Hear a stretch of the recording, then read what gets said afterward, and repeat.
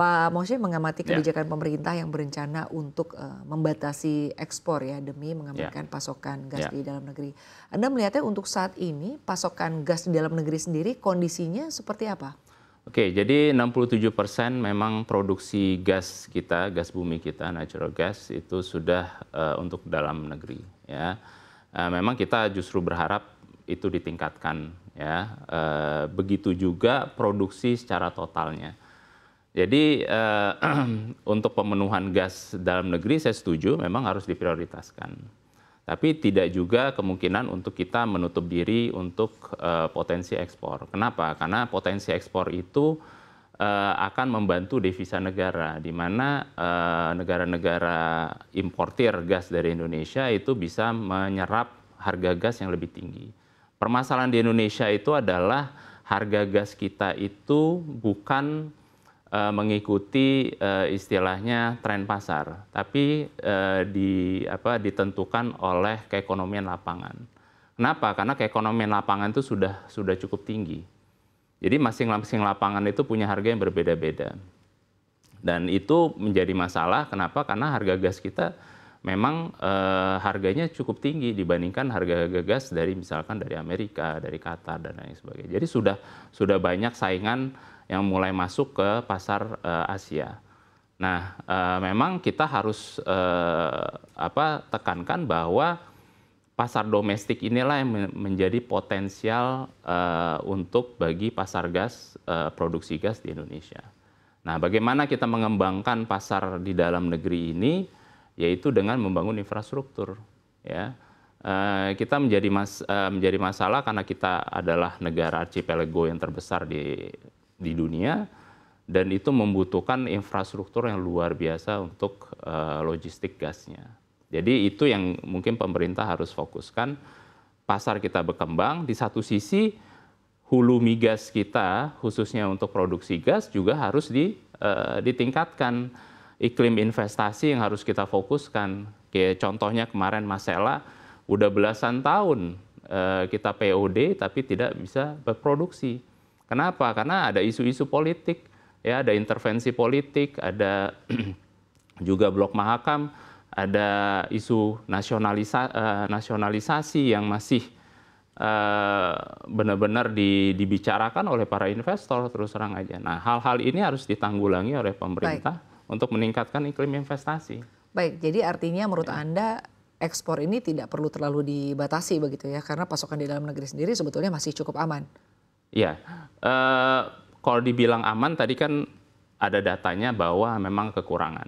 Ya, di satu sisi memang kontrak-kontrak ke luar negeri ekspor itu kan memang kontrak biasanya jangka panjang. Jadi kita juga nggak bisa kita cancel kontrak luar negeri untuk ke dalam negeri, nanti ada konsekuensi legal dan konsekuensi penalti dan lain sebagainya. Jadi yang pemerintah juga harus mesti fokuskan jangan hanya jangka pendek di mana kita mengurangi ekspor, tapi juga jangka panjang di mana kita meningkatkan produksinya, ya, produksi dalam negeri ini. Nah, itu yang harus difokuskan oleh pemerintah juga. Kita udah belasan tahun kita kayak kemarin Masela, misalkan Masela itu 10 tahun sebelumnya sudah berproduksi, ya. Bayangkan pasar kita bisa masuk ke pasar Eropa, kita bisa masuk ke pasar Asia, lebih masuk lagi. Kenapa? Karena potensi di sana tuh memang mereka lagi mencari alternatif, misalkan gas dari Rusia. Dan kita bisa menjadi alternatifnya, tapi kita miss opportunity itu. Kenapa? Karena ada masa politik yang terlalu intervensi. Nah, itu yang sangat disayangkan.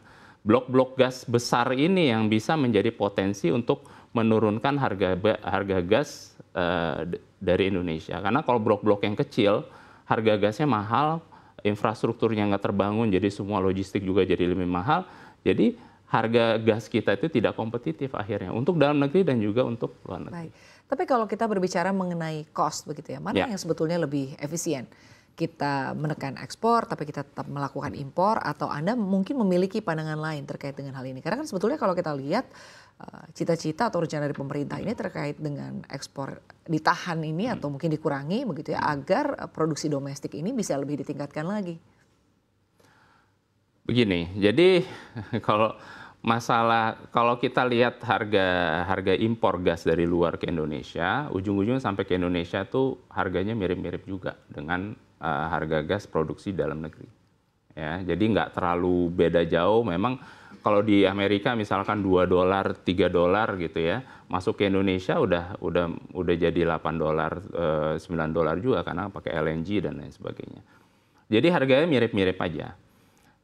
Makanya tadi saya tekankan adalah bagaimana kita meningkatkan produksi dalam negeri ini. Penemuan-penemuan gas baru yang tadi misalkan kayak Tangguh yang sekarang udah Train 3, terus IDD harus dijalankan, dipercepat perjalanan, yang Masela juga.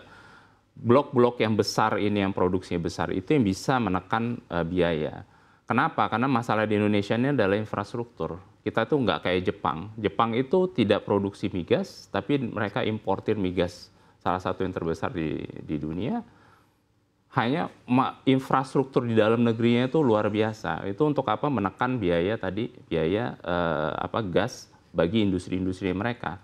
Nah, Indonesia tuh juga harus seperti itu dengan membangun infrastruktur sebanyak-banyaknya, ya. Itu akan bisa menekan harga gas Indonesia. Nah, kayak kemarin aja pipa Cisem itu butuh 18 tahun untuk membangun.